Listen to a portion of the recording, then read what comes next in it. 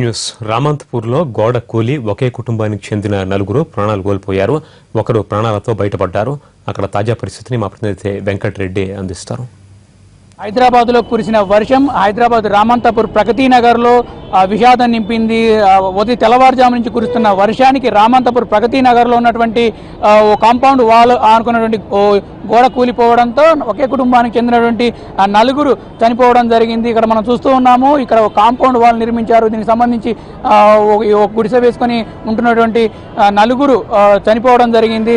అయితే మహబూబ్నగర్ జిల్లాకు సంబంధించి కొల్లాపూర్ మండలం అదేవిధంగా మేలచింతపల్లికి చెందినటువంటి నలుగురు ఇక్కడ గుడిసె వేసుకొని ఉండడం జరుగుతుంది. వీరంతా కూడా బాలస్వామి, చెన్నమ్మ, అదేవిధంగా వారి పిల్లలు శేఖర్, పార్వతి, వీళ్ళ నలుగురు కూడా ఇక్కడ నివాసం ఉండడం జరుగుతుంది. అయితే నిన్న రాత్రి కురిసినటువంటి వర్షానికి ఇక్కడ కాంపౌండ్ వాల్ ఒకసారిగా కూలిపోవడంతో మొత్తం చనిపోవడం జరిగింది. దీనికి సంబంధించి ఇక్కడ మొత్తం కూడా విషాద ఛాయలు అలుపుకున్నాయి. దీనికి సంబంధించి ఇక్కడి నుంచి ఇప్పటికే మృతదేహాలను కూడా గాంధీ ఆసుపత్రికి తరలించడం జరిగింది. ఇక్కడ కొంతమంది స్థానికులు ఉన్నారు, వాళ్ళని అడిగి తెలుసుకుందాం. చెప్పండి అమ్మా, ఏం జరిగింది అసలు? మీరు ఏం చూశారు అసలు? ఇక్కడ ఈరోజు మహబూబ్ నగర్ జిల్లా నుంచి వలస వచ్చి కార్మికుల కుటుంబము చనిపోవడం అనేది జరిగింది. ఇక్కడ నిర్మాణము కరెక్ట్గా లేదు. నిర్మాణము ప్రభుత్వము అది పొట్టు మీద ఇల్లలికినట్టుగా ఆ పరిస్థితి చేశారు. అది ప్రభుత్వం చేసింది. అట్లాగే జిహెచ్ఎంసీ అధికారులు కూడా దీన్ని నిర్లక్ష్యం, ఇది ఈ సావు కారణానికి. అందుకని మేము ఈరోజు స్థానికులుగా అడుగుతున్నాము ఏంటి అంటే, ఈరోజు ఎక్కడో చనిపోయిన వాళ్లకు, ఎక్కడో ఉన్న వాళ్ళకి ఈ ప్రభుత్వము 10 లక్షలు డిమాండ్ మనకు ఇస్తా ఉంది నష్టపరిహారము. ఆ రకంగా వాళ్లకు నష్టపరిహారము ఒక్కొక్కరికి 10 లక్షల చొప్పున 40 లక్షలు వాళ్ళకి ఇవ్వాలి. అబ్బాయి ఉన్నాడు వాళ్ళ కుటుంబంలో, ఆ అబ్బాయికి ఉద్యోగం ఇవ్వాలి. అట్లాగే వాళ్ళకి ఇల్లు నిర్మించి ఇవ్వాలని చెప్పేసి ఈ రోజు మేము కోరుకుంటున్నాము. ఈ రోజు అసలు ఫ్యామిలీ పోవడం అనేది చాలా మనకు ఈ రోజు బాధాకరమైన విషయము. ఇది అందరూ వాళ్ళ నిర్లక్ష్యం వల్లనే ఈ రోజు ఈ కారణాలు జరిగినాయి. ఈ రోజు ఈ పెద్ద చెరువు ఇక్కడి నుంచే నీళ్లు పోయేది గతంలో. దాని నిర్మాణమే ఈ రోజు ఈ రకంగా అది నీరు లోపలికి బాగా ఇనికిపోయి అట్లా ఉంది. ఇది నిర్మాణం మాత్రము చాలా నిర్లక్ష్యంగా ఉందని చెప్పేసి మేమందరం కోరుకుంటున్నాం. మీరు చెప్పండి సార్, ఏంటి అసలు ఏం జరిగింది? అసలు ఎందువల్ల ఈ గోడ కూలింది? ప్రధానంగా ఎవరి లోపం ఇక్కడ ఏముంది? గోడ నిర్మాణం చేశారండి. ఒక సైడ్ ఏం పెద్ద ఎత్తున మట్టి పోశారు, ఇంకొక సైడ్ ఏం మట్టి లేదు, ఏం లేదు, ఖాళీగా ఉంది. దీనివల్ల వర్షం పడినప్పుడు ఒత్తిడి గురై ఖచ్చితంగా గోడ పడిపోయేదానికి అవకాశం ఉంది. సరైనటువంటి ప్రమాణాలు పాటించకుండా నిర్మాణం చేసిరని మేము అనుకుంటున్నాము. మేము ఒకటే చెప్తా ఉన్నాం. సరే, ఇప్పుడు ఈరోజు ఈ పెద్ద ఇన్సిడెంట్ జరిగి మహబూబ్నగర్ జిల్లాకు సంబంధించిన ఒక కుటుంబం బలైపోయింది.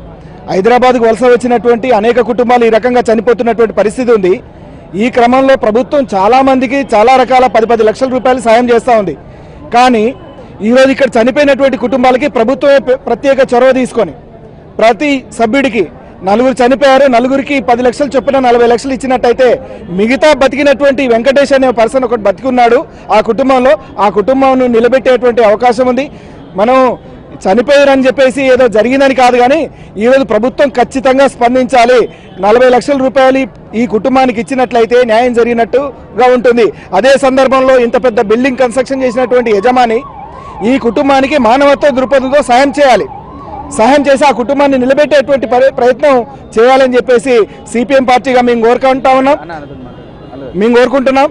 అదేవిధంగా ఈరోజు చాలా మంది బాధితులు వచ్చారు. ఆ ఊరికి సంబంధించినటువంటి బాధితులు పోస్ట్ మార్టం చేయించేదానికి కూడా కనీసమైనటువంటి డబ్బులు కూడా వాళ్ళ దగ్గర లేవు. ఆ కుటుంబానికి ఈ రోజు ప్రభుత్వం ఆదుకోవాలని చెప్పేసి సిపిఎం గా డిమాండ్ చేస్తా ఉన్నాం. చెప్పండి, మీరు చెప్పండి, మీరు ఎక్కడి నుంచి వచ్చారు? మీ వాళ్ళ మీకు తెలిసిన వాళ్ళు? మా వాళ్ళు మా ఆడపిల్ల, మా చిన్నమ్మ బిడ్డ మేము తెలిసిన వాళ్ళకి తెలిసిన వాళ్ళు కాదు. మేము చూడలేదు కాబట్టి పోలే వాళ్ళంట, కానీ అంతవరకు టీవీలో చూసి వచ్చినాము. వాళ్ళ పరిస్థితి ఏం లేదు. కూలి చేసుకున్నాం. ఇచ్చే పరిస్థితులు కూడా లేకున్నది. ఇయ్యలేదు కూడా. ఆయన తెలిసిన ఆయన దొరకపోయిండు. మేము కూలికి ఆయన ఏనాడు కాదు, తెలిసిన ఆయన దొరకపోయిండు. ఎంతకాలం హైదరాబాద్కి వచ్చి 20 ఏళ్ళు అవుతుంది సార్. 20 ఏళ్ళ వచ్చి 20 ఏళ్ళ సంది ఊళ్ళో ఇల్లు లేదు, ఏం లేదు, పొలం లేదు. ఇంట్లో బీద పరిస్థితులు అయ్యి ఆడపిల్లల పెళ్లి ఇట్లా అప్పులు అయ్యి వచ్చి అప్పులు నేర్పాలని వచ్చిండ్రు. వాళ్ళు వచ్చి అప్పులు నేర్పున్నారు. ఎట్లా అయిందో అలా బతుకులు 20 ఏళ్ళ సందికనే ఉండరు సార్. ఇక్కడ ఇంటికి పోలేదు వాళ్ళు. పాప పెళ్లికి వచ్చింది, 18 సంవత్సరాలు పెళ్లి పాప. వీళ్ళ మేఘ కాలేజీలో చదువుతుంది ఆ పాప. ఆ బాబు ఒక బాబు ఉంటాడు, ఒక బాబు కూడా పోయిండు. ఇప్పుడు వెళ్ళిపోయిండు, చనిపోయిండు. ఇప్పుడు ఏం లేదు వాళ్ళకైతే. ఏం ఎంట కూడా పోనీకే మాకు ఇల్లు లేకుండా అయింది. మా పరిస్థితి బాగాలేక మేము ఇక్కడనే ఉన్నాం సార్. మేమైతే అలా చుట్టాలమే అలా చుట్టాలమో వాళ్ళకి మాకు సాయం చేయాలి, ఏంటిందా ఎన్ని రోజులకు మాకు సాయం చేయాలి, మీరు ఇక్కడనే ఉండాలి, మేము ఈ సాయం చేయకపోతే ఈయనే ఈ బిల్డింగ్ కిందనే ఊడిచిపెడతాం, మేమైతే అక్కడ తీసుకుపోం.